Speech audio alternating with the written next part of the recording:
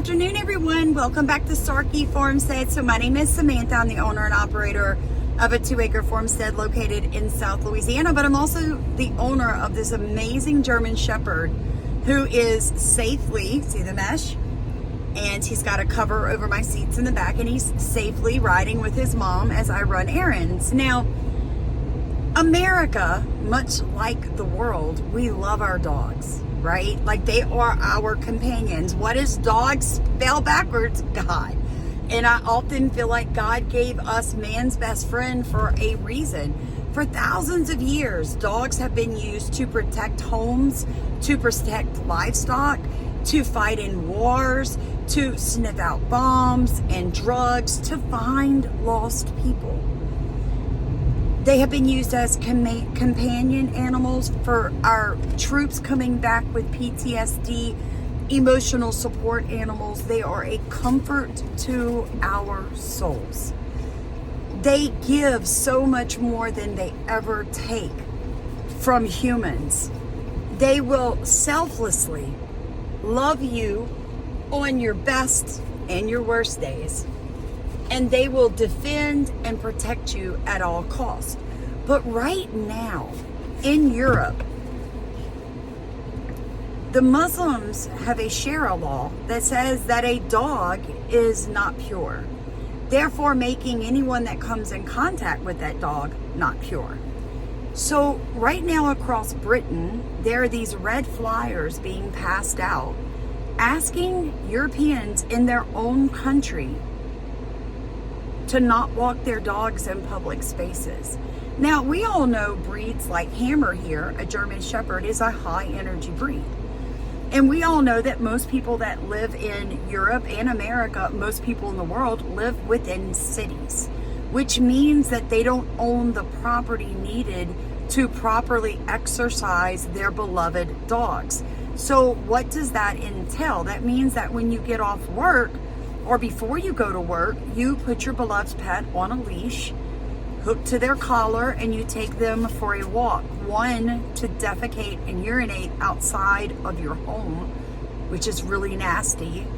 And two, so that they can get the exercise and sunshine that they need to keep them healthy. If you don't already know, we were demonetized for speaking truth. So if you'd like to buy the dogs some raw meat for this week, I'm gonna put in the top of comments how you can donate to our channel. Do what all you guys love so much, tell the truth. So when you have people that have moved in, whether they are documented or undocumented, whether they're there legally or illegally, and they begin to demand things like, hey, you can't walk your dog in public spaces, not in the park, not on the sidewalks. You can't take your emotional support dog into the busy restaurants and hotels and whatever else you're doing, because your dog's going to make me unclean. Folks, that's overstepping your rights. That's entitlement. Now, what I find very interesting about this story is that I truly believe that this push from the Muslims in Sharia law is actually going to unite countries like Europe, Great Britain, Scotland, Ireland, countries who have for thousands of years had monarchies, and their monarchists loved the dog, their farmers loved the dog, their citizens loved the dog.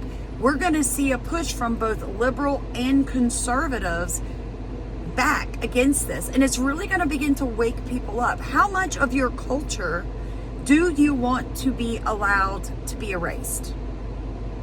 How much should we give up of what we know as normal to make these unwelcome guests comfortable in our countries? How much is too much? And I think we found the answer to that question. I think when you started to demand that our dogs were not welcome anymore, I think you just drew the line in the sand.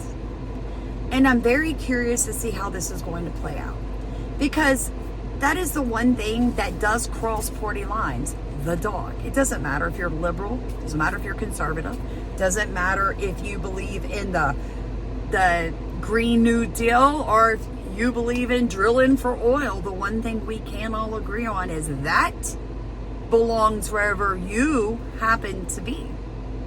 Now, mine is trained for canine protection, hence the reason he's with his mom. Hi, handsome. And anybody that would try to tell me that he was not welcome because he would make you unclean, I would probably buy you a plane ticket to leave my country. Now, they're welcome to go back to their Eastern civilizations that are crumbling, these third world countries that are literally falling apart, that are war zones. They're welcome to go back there and demand anything they want because that's where they belong. But they do not ever have the right to come in your country and demand that restaurants not sell certain types of food because it's offensive to them, that your women have to dress a certain way because it's offensive to them, that they are allowed to marry 12-year-olds as well as first cousins because that's what Sharia law provides. I don't know, folks. I think you better seriously consider how much you're willing to put up with, England, because I can tell you now in the U.S., that crap would not fly. God bless you guys. Please like, comment, and subscribe, and let's all protect the dogs.